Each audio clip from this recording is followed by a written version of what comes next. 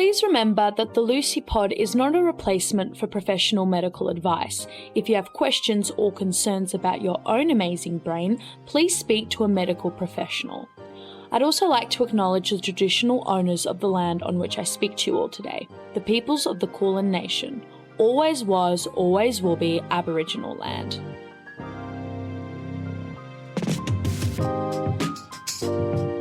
Hello everyone and welcome back to the Lucy Pod. I hope that you are all well and are staying safe.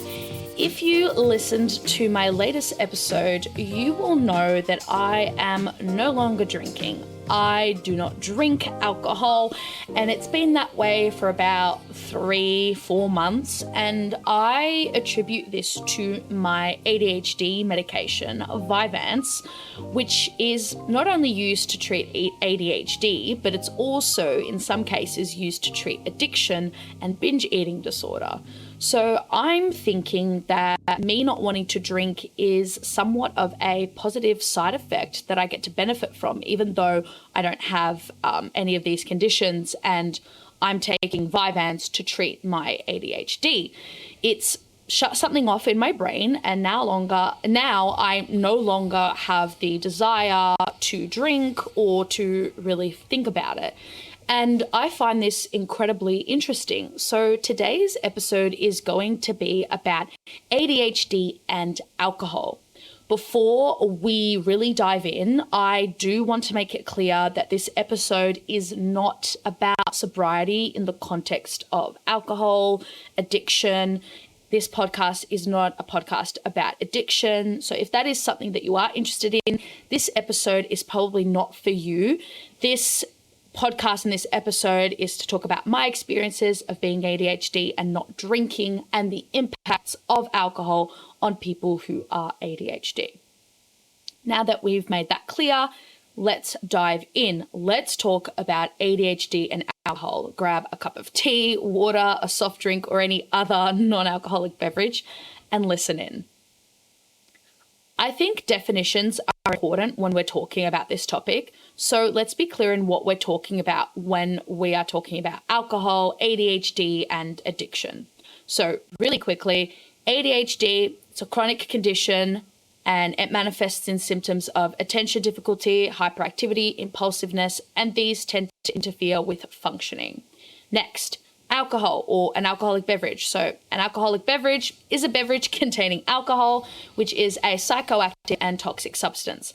Alcoholic drinks are typically divided into 3 classes. Number 1, beers, number 2, wines, and number 3, spirits. And typically their alcohol content is between 3% and 50%. Then alcohol addiction, aka alcohol use disorder. It is a chronic disease characterized by uncontrolled drinking and preoccupation with alcohol. Alcoholism is the inability to control drinking due to both a physical and emotional dependence on alcohol. Symptoms include repeated alcohol consumption despite related legal and health issues. So now that we've got those definitions out of the way, let's really dive in. Drinking is a huge part of Australian culture. Every country, region, and groups of people have their own drinking culture, and it varies. However, when we look at Australia, it's obvious, and you can see that there's a big drinking culture. We have a really big binge drinking culture as well. We like our beers, we like our wines, we have our beautiful wineries, we have pubs, we have hipster breweries, gorgeous wine bars. It is a huge part of our lives, and for many reasons. Alcohol tastes really nice. It's fun to go to fancy restaurants and bars and drink alcohol that can be paired with nice food. It can be paired with dancing and going out with your friends. There are many reasons why people drink, and I think the main reason is because alcohol tastes nice. And the effects of it, if you ignore the hangovers and the health impacts, the effects of it are really enjoyable. You lose your inhibitions, you're more relaxed, you feel more social, and some people's greatest stories and experiences and escapades have been when they are drinking. So we're not going to sit here and lie and sermonize people and say, you know, drinking alcohol is bad for you. There's no reason to do it. It's awful. It's gross, because there is a reason why people do it. It's because it tastes good. It makes us feel nice. It's the same reason why some people do drugs, because the effects of drugs make people feel good. To me, drinking alcohol makes way more sense than smoking cigarettes, because cigarettes don't smell or taste good, and they don't actually have any sort of effect on you. They don't make you feel buzzed. They don't make you feel excited. They only feed that addiction, which makes you feel more relaxed, but there's actually nothing relaxing in the contents of a cigarette. So it makes sense why people drink. It tastes good and it feels good. Same thing why people love, you know, food and certain foods, because it tastes good and it makes you feel good. It's satiating, and people use it as a way to distress and relax. It's a big thing, and different people will say, no, I drink because of this, but I think the main reason is because it tastes good. People love their wine. People love going to wineries, you know, even when you just hear of people saying, oh, we had a beautiful wedding, we were at this vineyard, we had a wine tasting with cheese. That sounds absolutely delightful. And I'm not going to sit here and lie and say that it tastes awful, it's gross, why would anyone drink it? That's crazy. That's being dishonest. Fun little fact on that, since we're all about being honest here, in 2019 to 2020, wine accounted for the largest proportion of apparent alcohol consumption, 42% of all available alcohol, followed by beer, 35%, and spirits, 21%. I find that interesting. Now, just because alcohol feels good and tastes good doesn't mean that it's good for you. We have to talk about that part. It has harmful effects, short-term and long-term, specifically on your physical and mental health. It can lead to addiction, depression, anxiety, other mental health issues. It can also lead to cancer and other serious and often deadly physical health conditions. It can also lead to car accidents and other dangerous situations, which can also lead to death. The majority of people in Australia aged 14 and older have consumed alcohol in their lifetime. The 2022 to 2023 National Drug Strategy Household Survey found that of the population aged 14 and over 3/4, so 77%, had consumed alcohol in the previous 12 months. 14.9% had never consumed a full serve of alcohol, and the proportion who consumed alcohol daily remained stable between 2019 and 2022 to 2023. The highest number and rate of ambulance attendances continues to be alcohol intoxication related. Monthly data are presented from January 2021 to March 2023 for people aged 15 years and over for New South Wales, Victoria, Queensland, Tasmania, ACT, and Northern Territory. Now, I could go on and on about the impacts, well, the negative impacts of alcohol and the way in which it is one of the leading causes for car accidents and whatnot, but I think we know that. We've done that enough.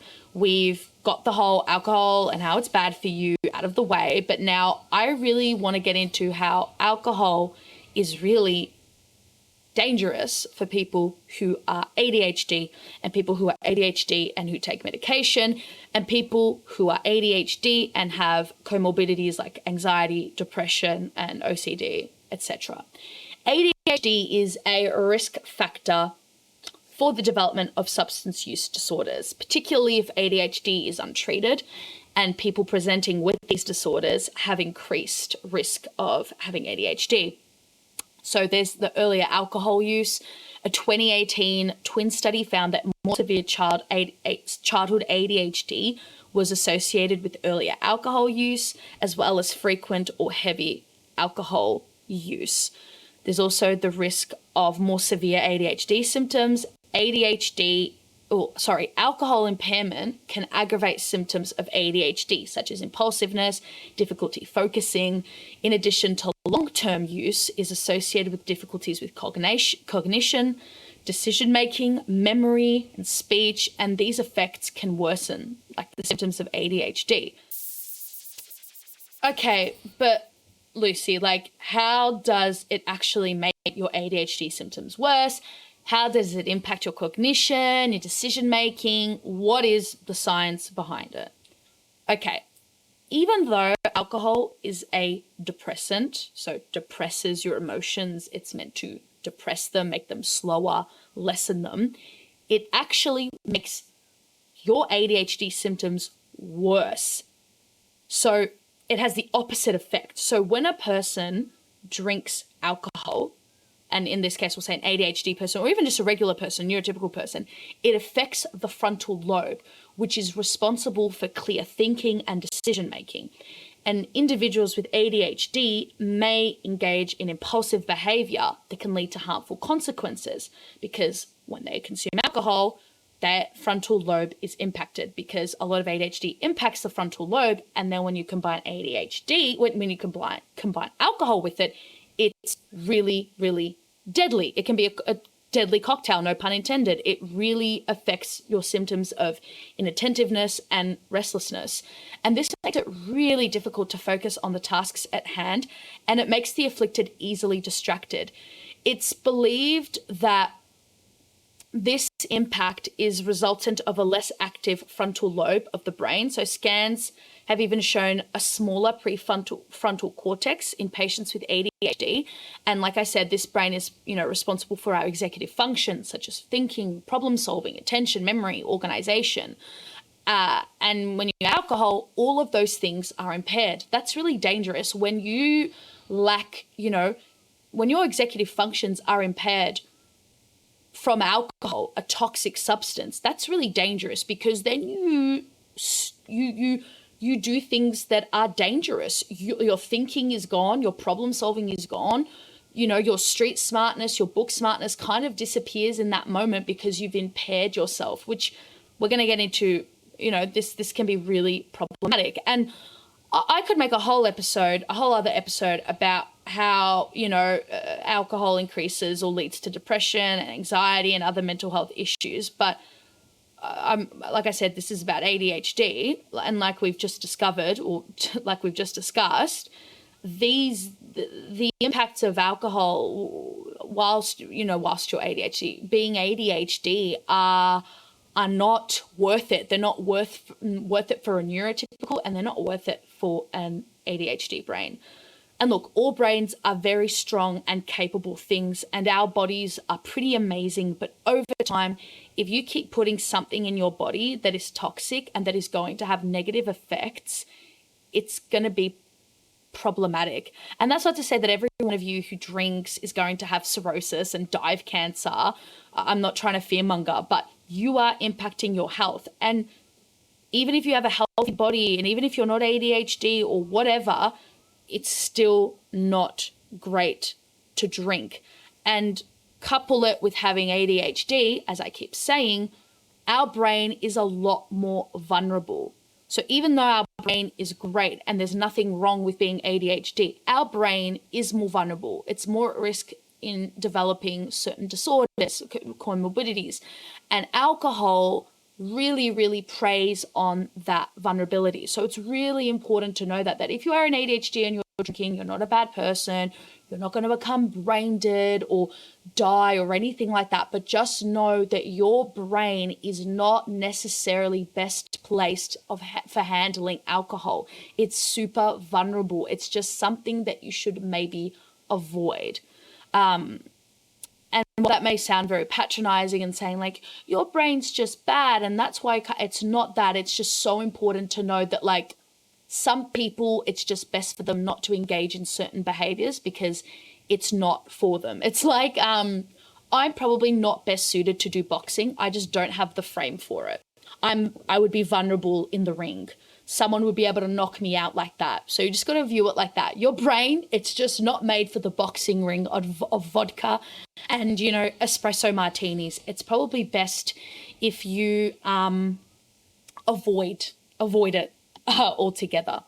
So now that I've said this and we've covered that, I want to talk about sort of the examples or experiences of people who are ADHD and drinking and what that does to them. I am not a risk-taking ADHDer. That's not an element of ADHD that affects me personally. I'm quite a fearful and cautious person when it comes to risk-taking behaviors and activities. And that also falls into my alcohol use. I was not a big drinker. I enjoyed a drink. I was a person who would drink alcohol with, some meals. I liked going out with my friends and drinking and going to nice restaurants. I was not sort of ADHDer who would binge drink alone, or drink to forget. It was a very social thing for me, and some people might argue, well, that's really dangerous. Like, why do you need alcohol in social settings? I agree. But the point that I'm trying to make is that it was a very positive thing. It was done with friends. It was never kept secret. It's sort of like that European thing of like, you drink with certain meals, you pair it with nice, you pair your meals with a nice wine, you drink with family, you drink for special occasions.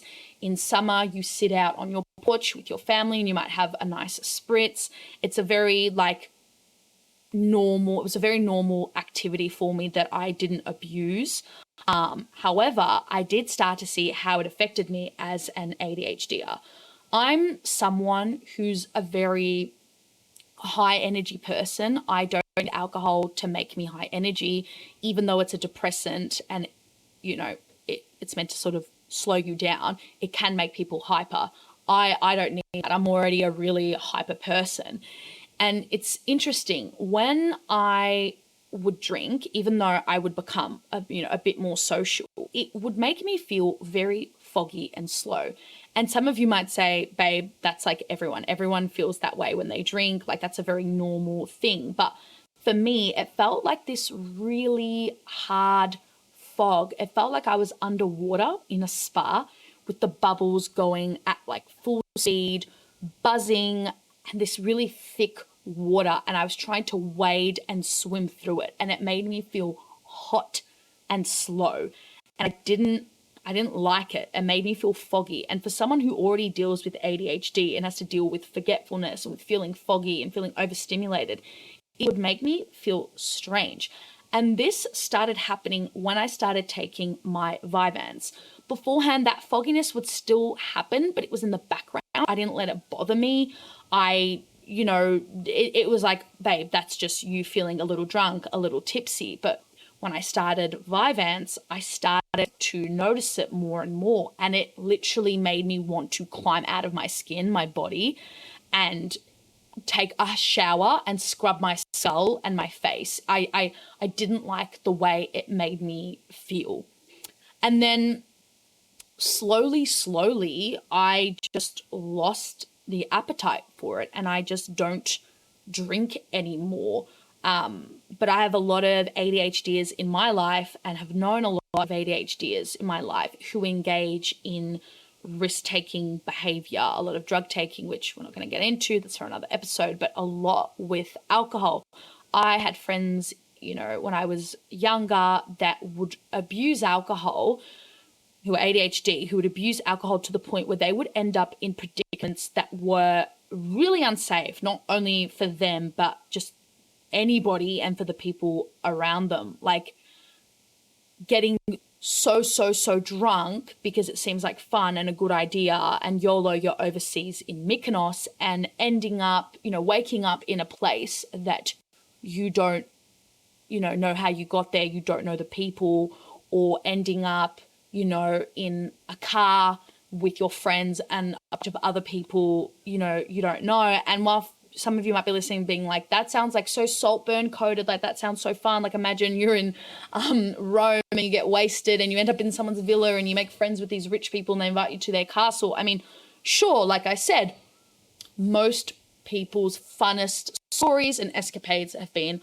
while they are drinking. But if we're going to be mature and serious, that's pretty scary. And they would tell me these things and I would have my mouth open and I'd be pretty shocked. And I'm the sort of person where it's like, I don't care, like go on your drunk escapade, have fun, tell me your great stories. But it would actually scare me when it would escalate. It would be like, oh, I got really drunk at this festival, but I had so much fun. I met these great people and I was with friends, and I'm like, oh, good on you. And I met this cute guy and we made out. I'm like, awesome. Like, that sounds so much fun. And then it goes to like, and then I end up, in the basement with, someone, and we didn't know how to get out. Ha ha ha. Like, so funny. And you're looking at them like, that's actually really concerning. Or another one where it was like, oh, I was in Europe and I, got so wasted that I lost all my meds, and I didn't have any meds for my whole trip, my ADHD meds. And then I mixed them and I double dosed for funsies, and it would scare me. It would really scare me because, like I said, it's not good for your brain. You're already a vulnerable person because of your ADHD, and not say that you're broken or wrong, but you are vulnerable, and the alcohol exacerbates that vulnerability. It exacerbates those symptoms. And, in the moment, they're all happy and chirpy about it. You're drunk, the impulsiveness, the inhibitions are out the window, but then it would play on them long term. They would tell me the story and it'd be all fun and games, but I could see how it would impact them long term. And then they would deal with issues of anxiety. And then it would become a thing of, oh, I drink and I mix my anxiety medications because now I've developed anxiety. And when you mix ADHD medications and anxiety and alcohol, it's problematic. It's not a good combination. And here's the thing with dealing with ADHD or other brain issues and brain conditions. Whilst there is no cure specifically for ADHD, it's chronic. You live with it, you are born with it, you live with it, and you die with it. It's so important to minimize risk. So if you know that alcohol is something that can impact your ADHD and worsen it, then it's probably in your best interest to cut down on it or not have it at all. And it doesn't mean that, you can't enjoy things and you should go stone cold sober, lock yourself up and all of that. But it's so important to minimize risk. Like, people who are anaphylactic, let's say with nuts, whilst this is a bit different, will minimize risk. They're not going to go to the Nutella factory. Why? Because, it would be risky. It's a bad analogy, but they don't want to risk getting sick. It's about mitigating risk and making sure that you are making the best decisions for your brain. So I'm not here to tell you that if you're ADHD, you shouldn't drink, and that if you do, you're a bad person and you're ruining your life. But it's so important to just know the risks before you start drinking or before you're going to have a big night out, because it might not be worth it for you. Now, I made it very clear that this is not an episode on sobriety and addiction. It's also important to recognize that a lot of ADHDers do struggle with addiction, specifically drugs and alcohol addiction. And if you are an ADHDer and you're listening to this and you feel like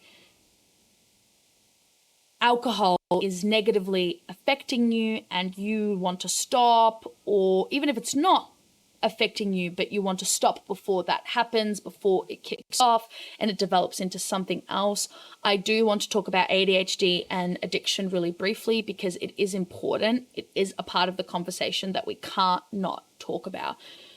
Early screening is important to allow for early treatment to reduce the increased risk of morbidity and other negative health outcomes in people with ADHD and co-occurring substance use disorders.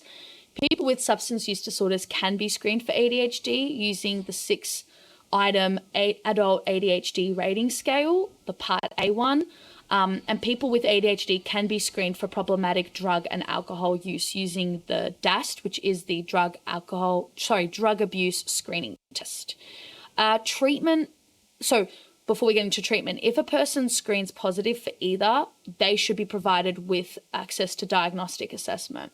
And treatment for people with ADHD and substance use disorders should focus on both disorders concurrently, should consider the interrelationship, and it should follow the guidelines for each disorders and the general guidelines about treatment of people with co-occurring disorders. In most cases of concurrent ADHD and substance use disorders, clinicians should start treatment aimed at abstaining from or reducing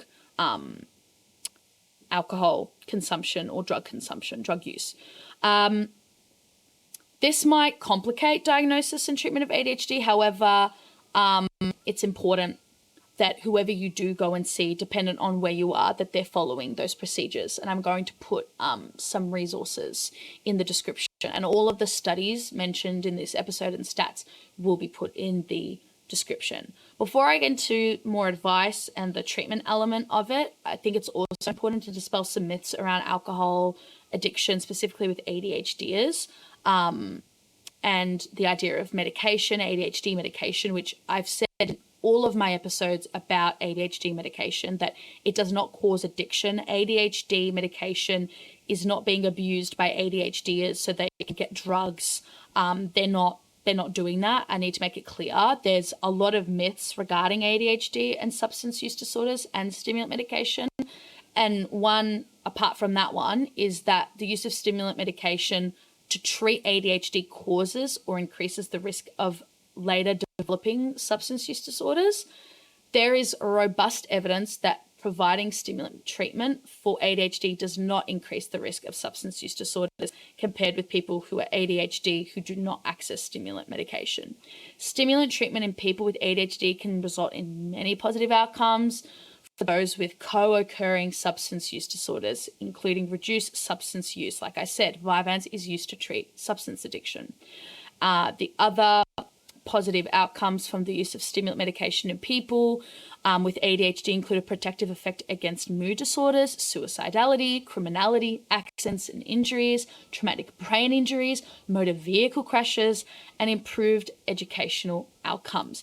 It's really important that myths about ADHD and stimulant use are addressed by clinicians through accurate education, because it causes stigma, which can really impact one's self-esteem and self-worth, specifically with ADHDers.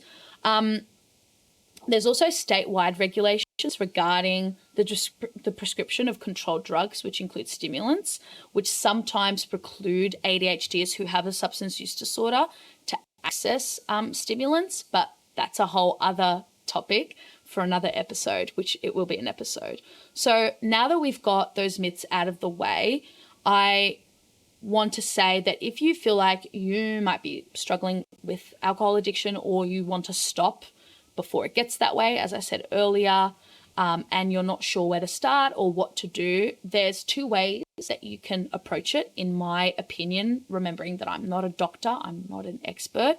If you are someone who doesn't have an addiction like me and who just isn't interested in drinking anymore, my first piece of advice would be to take Vyvanse. No, I'm joking.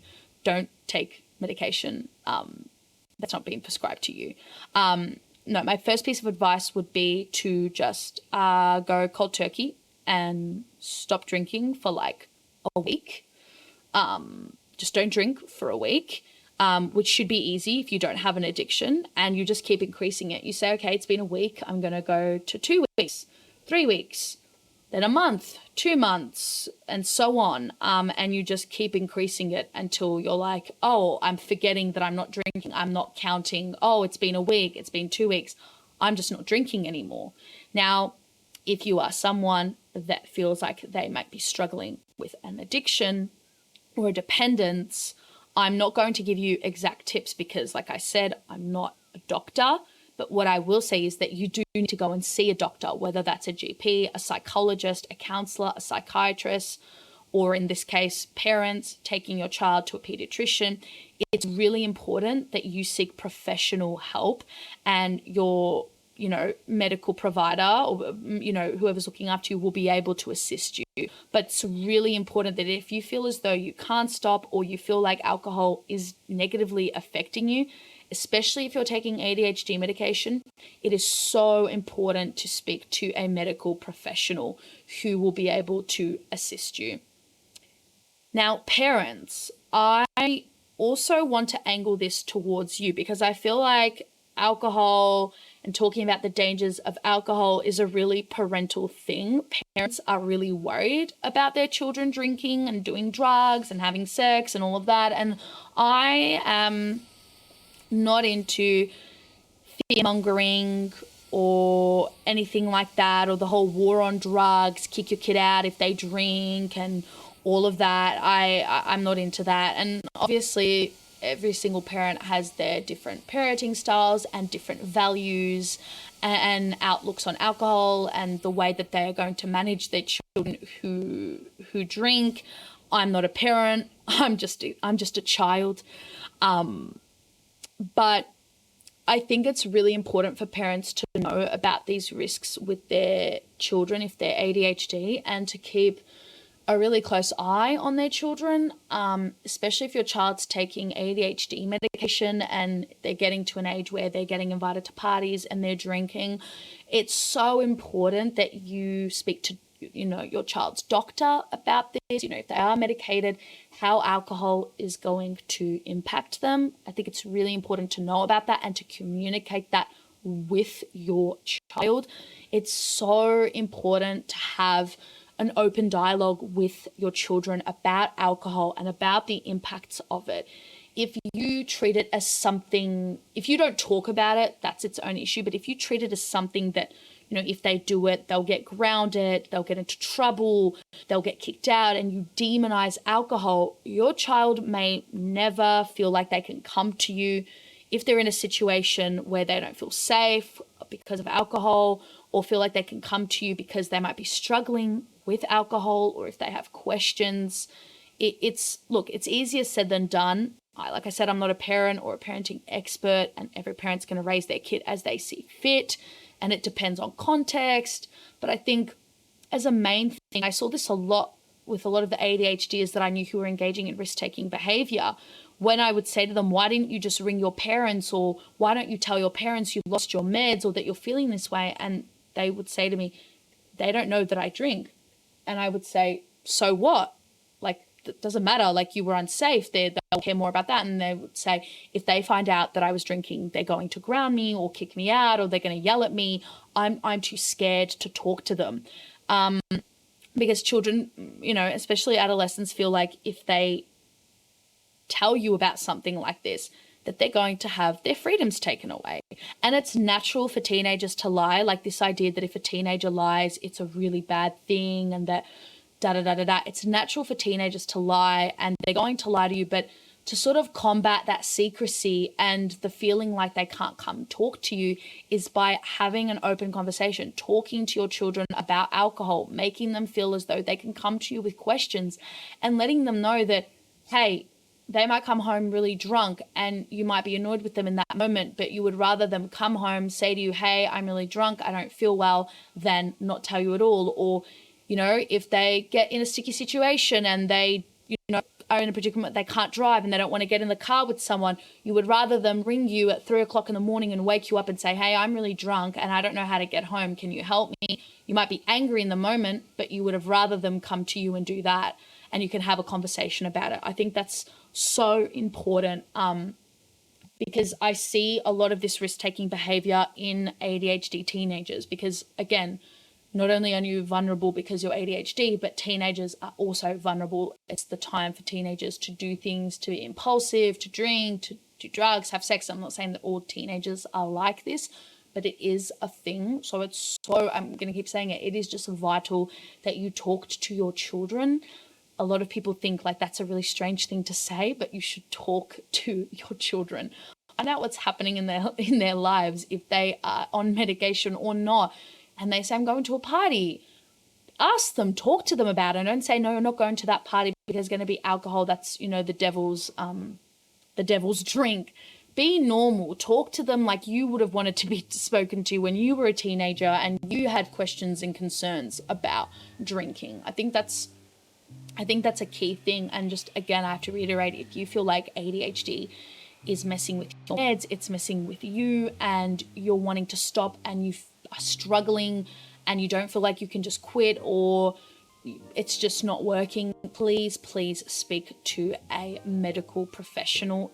They are equipped to help you. They might refer you, but it's so important that you speak to them. And especially if you're on medication, it is vital that you get that help. And with that, I am going to leave you. Thank you so much for listening to this episode. It was a lot. If you have questions, concerns, or thoughts, and you'd like to share your own experiences with alcohol and drinking, please share. I actually recently did a poll on my Instagram to see how many of my listeners and followers drank alcohol, and the findings were quite interesting. And I found that a lot of my followers, while they don't drink a lot, when they have a period where they're drinking, like in a single day, they find it a lot harder to reduce. So they might only drink once a week, but that one time a week, they find it really hard to not overdo it, which is part of the whole impulsiveness and risk-taking element, which we discussed. But again, thank you so much for listening to this episode. Do not forget to follow me on Instagram and on Facebook at the Lucy Pod. Also, don't forget to like, stream, and follow me on all your favorite streaming platforms like Spotify, Apple Podcasts, Google Podcasts, the whole thing. And just stay tuned, and I will speak to you, see you, hear from you, deal with you in the next episode. Bye.